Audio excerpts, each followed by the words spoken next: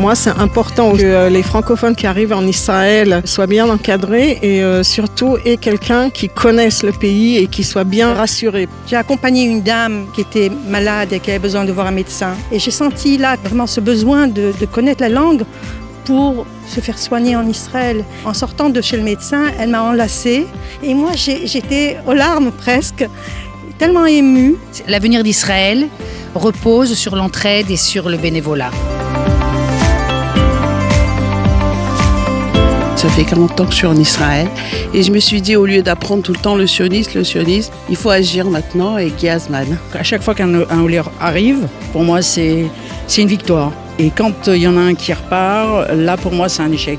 C'est un échec pas seulement de nous mais du pays. J'aime mon pays et je veux que les Olim s'adaptent et je veux utiliser toute l'expérience que j'ai acquise pendant 32 ans que j'ai travaillé au Misra d'Aklita. C'est mon but, c'est ma shlichut. Plusieurs fois, j'ai aidé des gens comme ça de façon spontanée et sans faire attention. Je me dis, au lieu de faire ça de façon un peu aléatoire, je vais essayer de faire ça de façon plus organisée.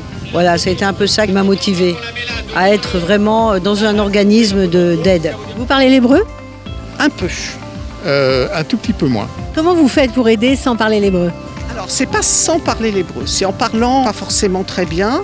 Moitié hébreu, un peu d'anglais. Et avec des gens de bonne volonté, on y arrive. On a eu l'impression de recevoir beaucoup. Et donc, ça nous paraît normal, quand on a reçu beaucoup, de pouvoir donner.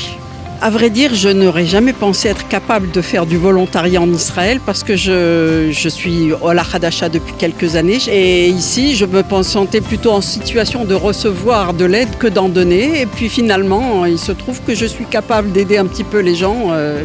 Et le bénévolat, c'est très important. Ça m'apporte beaucoup de plaisir. Comme un petit clin d'œil à mon intégration, j'ai reçu de l'aide, alors j'en redonne. La roue tourne. Ça me remplit en fait de pouvoir aider et de donner de mon temps pour des gens qui en ont besoin. Quand on donne pour les autres, on se donne aussi à soi-même. Il faut de temps en temps sortir un peu de son cercle auto-centré et donner un peu aux autres. C'est bien pour la vie. Quand on a goûté au bénévolat, une fois dans sa vie, on a toujours envie d'y revenir. Alors si vous ne l'avez pas fait, essayez et vous verrez bien.